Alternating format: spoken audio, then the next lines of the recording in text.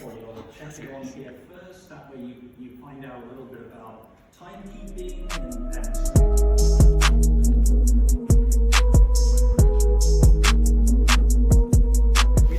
Like, comment, subscribe. Like, comment, subscribe. Welcome back to the Odd Pal YouTube channel. Today we're in Vancouver, downtown, Gastown right now. I'm about to go to Roldorf and Co for a anti-magnetism and shock absorption. What is this, like a class? Open course or something? Educational hangout. Educational hangout. Yeah. I'm here with my buddy Austin and Oliver. And yeah, let's go check out some cool watches. I'm wearing the Tudor Prince Chrono 79260 today. Roldorf is located in Gastown, which is named after this gas-powered clock that serves as the landmark for the area. Before we head on into Roldorf, I want to first introduce this amazing cafe that's just 2 minutes walk away. This is Cafe Kitsune, a coffee shop branching from the Paris fashion brand Maison Kitsune. The clothing section is on the left within a separate store, while the cafe is on the right side. Here they have all sorts of pastries, selection of coffee and tea, and lots of swag like sweatshirts, t-shirts, tote bags, and even cutleries for sale here. Fair warning, aside from the drinks, everything else is quite pricey. What's going on? Okay, alright. Ready? Yeah. Wow. Nice. How's the coffee? Dude.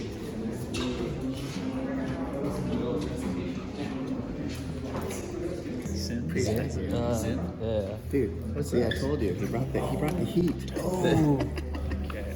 Can I check it out? Yeah, this one. Right after we got in, we saw this absolute banger of a watch. This is the Tag Heuer Octavia Heritage 42mm. This was introduced first in 2017, and it is a column wheel chronograph that is quite thick. It is 15.8mm thick with 42.7mm across. Despite being a big watch, for anyone that can pull it off, it's an awesome looking piece that commands a ton of presence. Now watch me turn this watch into a muffin. The seminar is about to start now. The owner of Roldorf, Jason, is going to be teaching us about shock resistance and anti-magnetism. Glad you enjoyed the show. You put the donuts and everything else on. This is very intimidating. Big culprits here for dropping watches. NATO's. I got distracted at one point in the seminar and started looking around. By the way, I really wanted to add this tuna, the sand colorway tuna, to my collection at one point. Not exactly sure why I didn't, I can't remember, but I still think this is a super cool watch.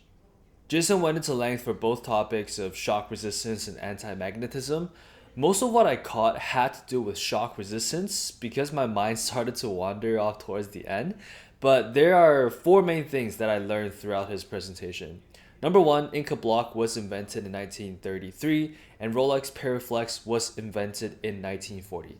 We all know that Rolex can't do no wrong, so I will just pretend that 1940 is when shock resistance was invented. I know there's a few vintage Seikos and some European watches that had the Inca block feature, but I would hesitate a little bit to call them shock resistant just because I don't really know them that well. So 1940 is the safe year that I will use for all my knowledge going forward.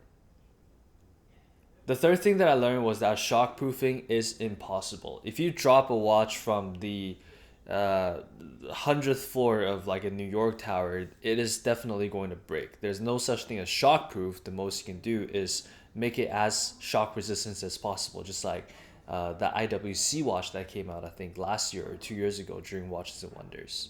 The fourth thing I learned was that these pink jewels help with shock absorption and allowing the pin between the 2 jewels to move sideways slightly.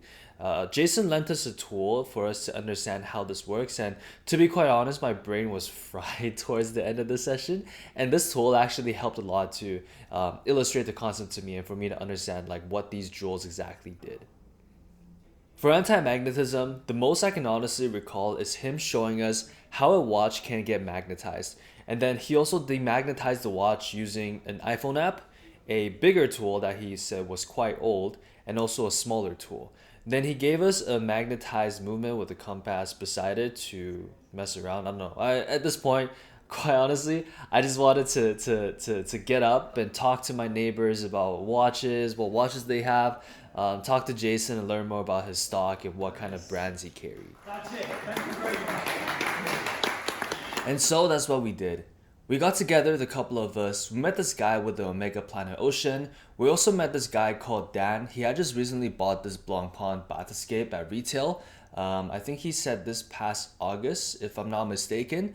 It's a PVD case, 43 millimeters across. I quite like it, but I told him that, you know, I wish there was a Blancpain 50 fathoms without the date at that like 4 to 5 o'clock position. We then started to look at the watches that Roldorf carries. Honestly, this shop is probably one of the only 5 places that you can really go watch shopping here in downtown Vancouver. Of course, you have like the Rolex GWC, Tudor GWC, Rodeo Jewelers is another one of them that has a great selection of luxury brands. But if you're looking for something that's a bit more toned down, a bit more micro brand and, you know, not so much that high street luxury, but more boutique and people that will appreciate understanding about watches, then this is the place that you want to go. They carry a lot of micro brands, a lot of mid-range watches from like $1,000 to $4,000. Definitely the type of watches that we love watching Paul Pluta review the most, but there are some interesting brands nonetheless. Here's Fortis, which funnily enough, there's this energy company here in Vancouver called Fortis BC. They take care of all of our natural gas and energy emissions, so quite funny. I thought Fortis was a derivative of Fortis BC, but no, apparently this is like a Swiss brand. I don't know too much about it. They also carry a wide range of Zinn watches. Right away, I spotted the 556, which is a very popular watch. A lot of people compare it to the Rolex Explorer 1 just for its simplicity, its legibility, and just how easy it is to wear. There's also this chronograph that I really like. I don't know, I never really liked chronograph before, but ever since I got my Tudor Prince chrono, I've just been looking at chronographs a lot more. This is a very subjective take, but I think chronographs are just objectively better than time only or date and time watches. However, if you can put up with the thickness of the watch that is, this is a lot more to look at, you know, but I guess it depends on what type of mood you are in to be wearing a watch. Like if you're just feeling like a lazy Sunday, for example, then you might choose to rock like a time only watch compared to maybe say if you're going out, you might prefer a chronograph instead. On the side of the store are the consignment watches. These are the watches that people send to Roldorf to have sold and then take the payout afterwards. So there's a lot more diversity here. You can see there's a Grand Seiko. Right away, I noticed the only Rolex in the cabinets here. This is the Rolex 16610 Submariner date. I definitely want to take a closer look at it later on. And also they have a JLC Master Control. I think this is a calendar of some sort. They got this Oris in the bottom. And yeah, this is definitely, if I had to pick as the watch snob I am, this is the cabinet that I want to go for. My friend Austin, who I never knew was crazy for Zinns like this, he asked Mary, the shop owner's wife, to take out I think 3 Zinn models and we started playing around with them. These ones are very, very tactical. Like they're all in titanium if I recall correctly, and they all feel very robust. They are like the epitome of what a tool watch is. They feel so rugged and the dial is super legible. I can definitely see the attraction on these. We saw this one with like a super beat up dial and we were like, hey, wouldn't it be cool to be someone's job to just scrape the crap out of this dial and then mount it on the movement and then case it up? Like, you know, Grand Seiko cool has all these like Mount Fuji, like white birch, snowflake dials, but hey, check out the Zinn dial. Germans do it the best. Anyways, to quote Oliver, this has been a super amazing educational hangout. Thank you so much to Roldorf for hosting all of us and for having such a great spot for us watch enthusiasts in Vancouver to gather up once every month. If you're from Vancouver or you find yourself in the city, be sure to come check out Roldorf and Co here in Gastown.